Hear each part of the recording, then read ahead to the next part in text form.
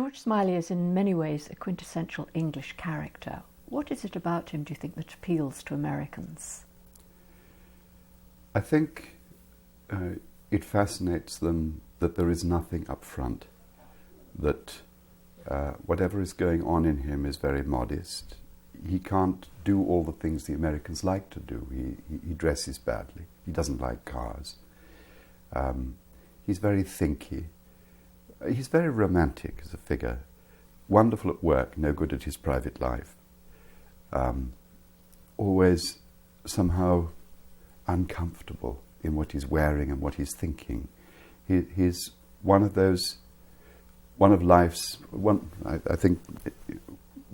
life's meek who do not inherit the earth, was how I described him. And somebody who carries his horse uphill. I think Americans warmed to him because he was so inaccessible, so unpurchasable, so incorruptible, that he just set some standard of human decency, which very many Americans relate to. He was probably as anti-corporate as you can get. He wouldn't know a brand name if it got up and bit him in the knee. And where did the character come from?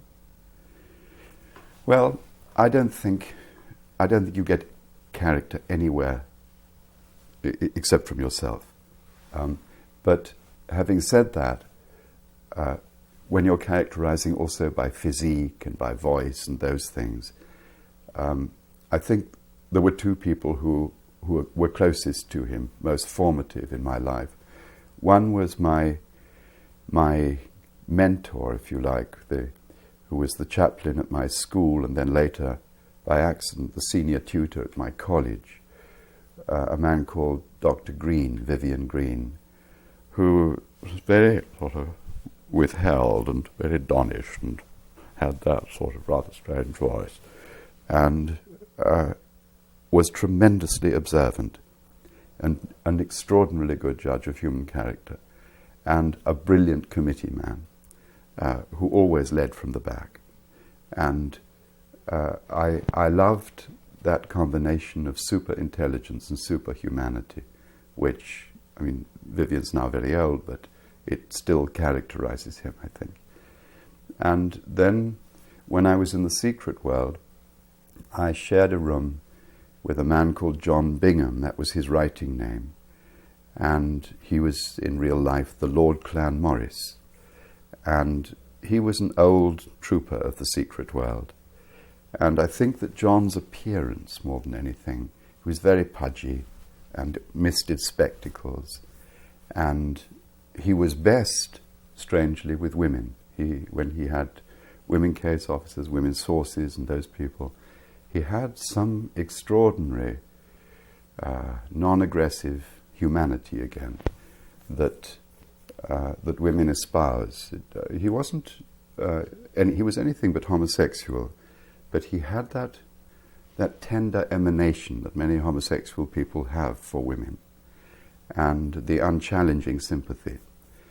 And so I think if I have to fish characters out of my past that influenced me, I would choose those two. But then when you've taken somebody's gesture, somebody else's voice, somebody else's spectacles and hairstyle, and put them all together, finally what powers the character is some bit of yourself. And until you've voiced him from a voice you can hear, and until you've really given him the pains and inhibitions and the lusts and the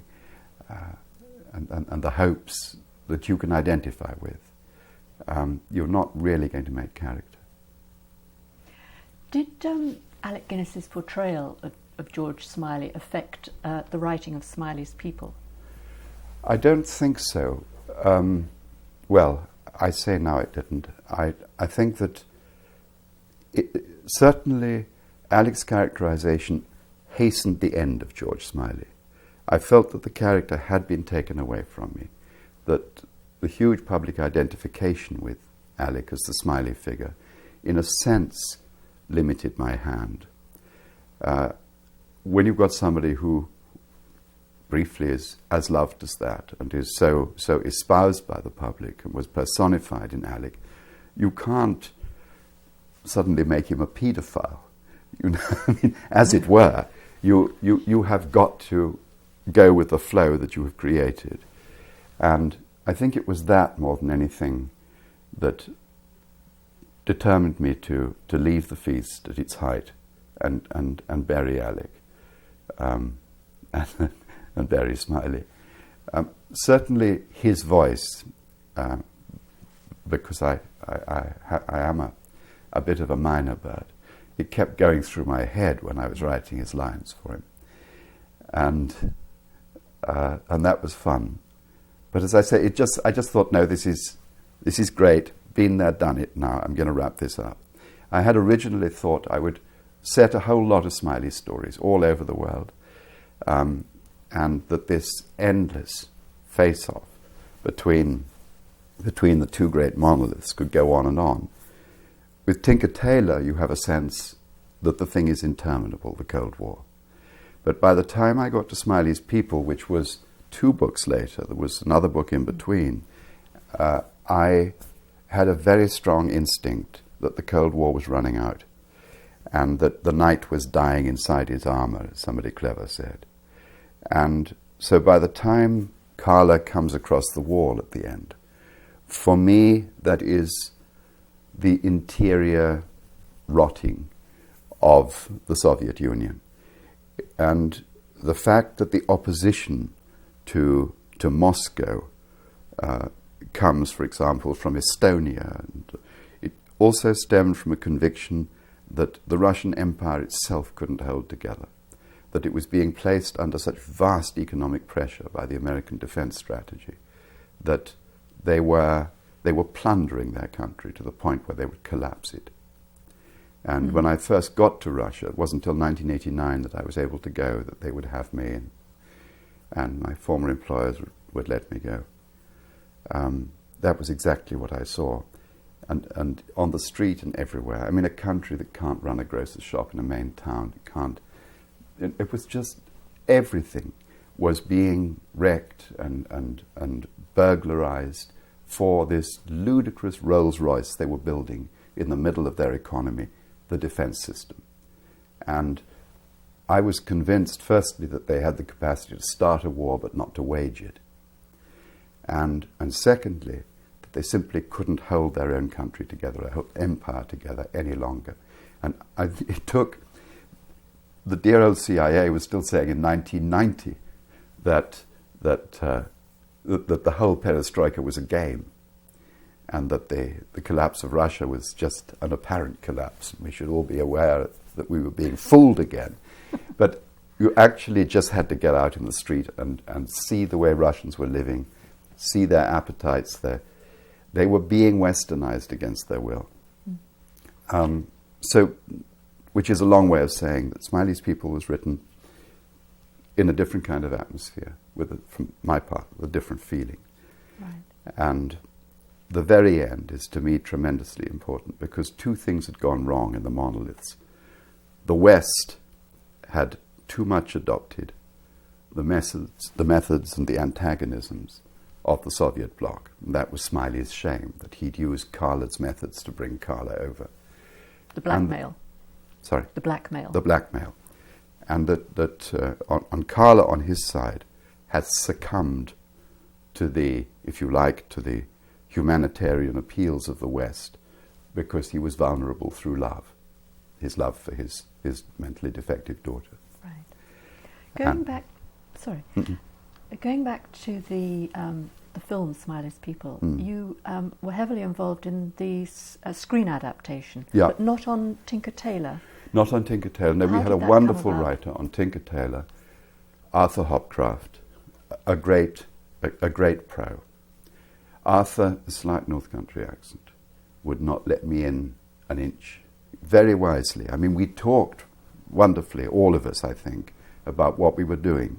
But when it actually came to making his scenes and blocking them out, Arthur was sovereign, and rightly so. There was going to be one voice, and that was going to be Arthur's, and one construction, and that was Arthur's. I'd have gone in other directions. Might have been better, they might have been worse, probably worse. But I loved it, that Arthur made that his kingdom and told me to keep my distance, in a word. With Smiley's People, we began with another writer, and for various reasons it didn't work out. And so we had a panic, and in the last few weeks I had to do a new script. And that was okay, and it was wonderful working with Alec.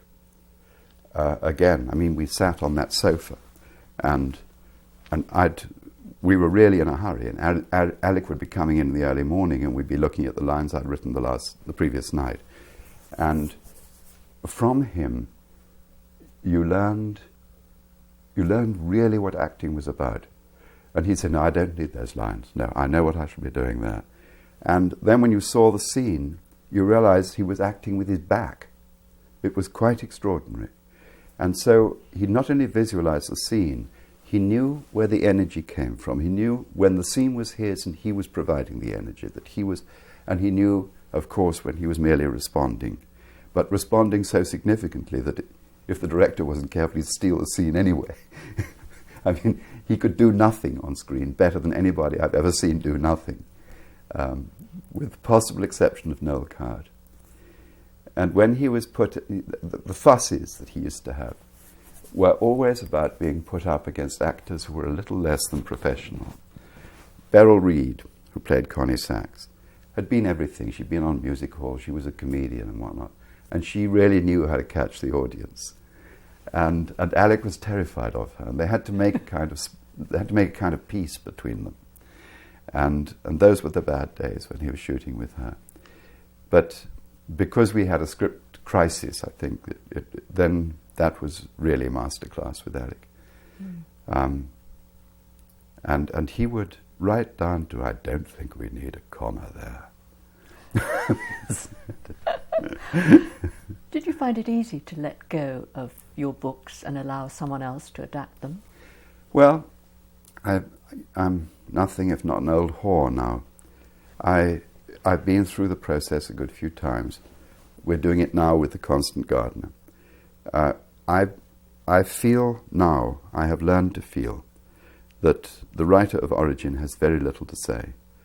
As long as you have really inspired the industry to find its own way of telling the same story, better, I think, to say, don't look now, my film's showing. You've got to turn the cow into an OXO cube.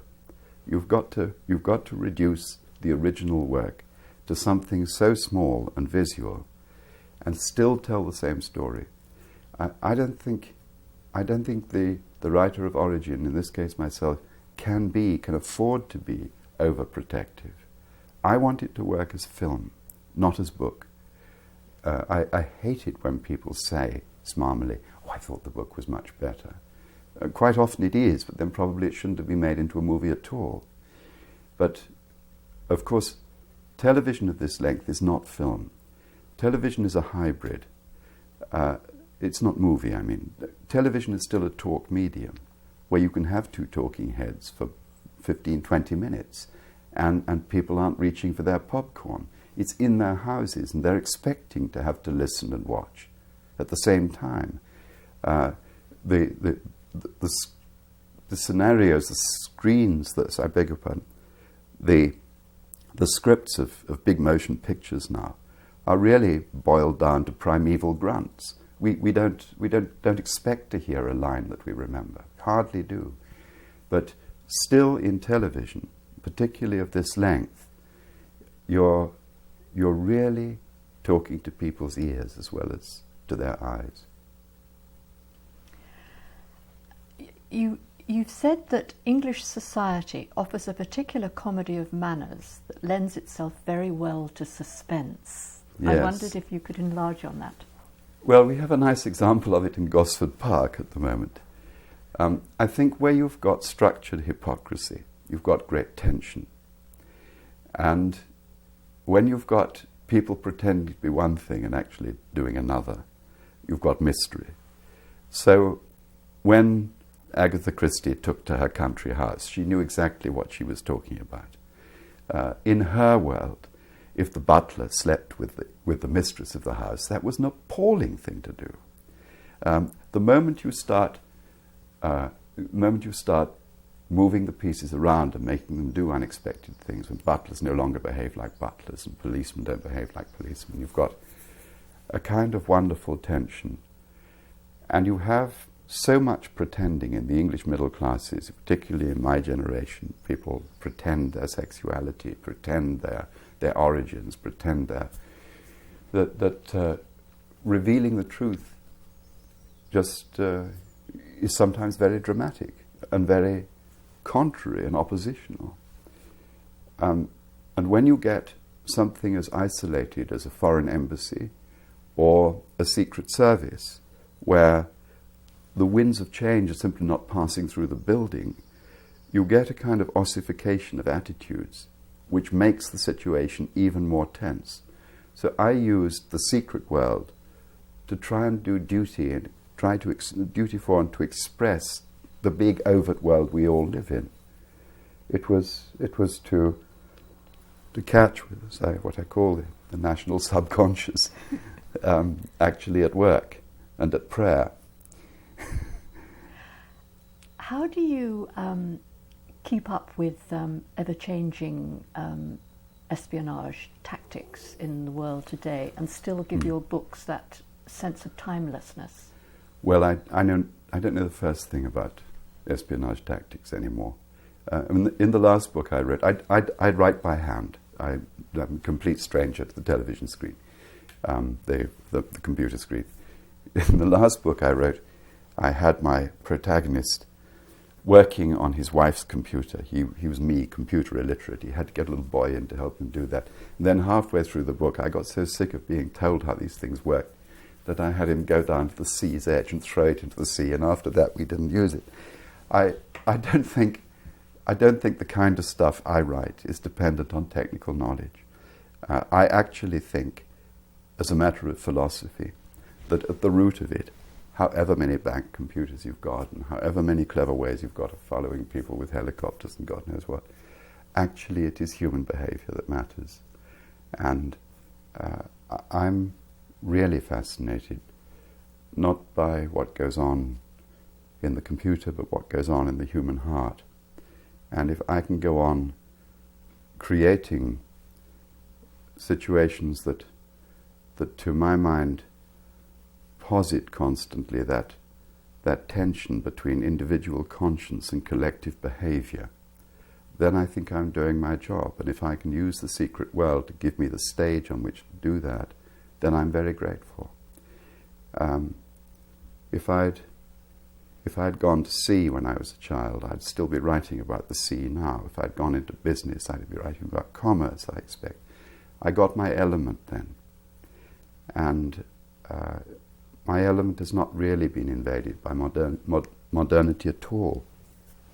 I'm much more alarmed that now at 70 I think I've ceased to absorb linguistic change. I've become a fossil in terms of what I hear and the way I make my characters speak. I expect in that way I'm already a period piece. It may matter now, won't matter in 10 years' time. But in the past I've always wanted to do a kind of Dostoevsky. I don't mean that I merit the comparison. I mean that I wanted it to be possible to take, for example, Tinker Tailor or Smiley's People, and by the sense of atmosphere, by the way people were thinking and talking and reacting, you could date it. You could actually say, this must have been 71, this must have been 72, 73, when we were thinking like that. So there is a bit of a diarist in me. But that part, inevitably with age, ceases to function so well. John le Carré, thank you very much.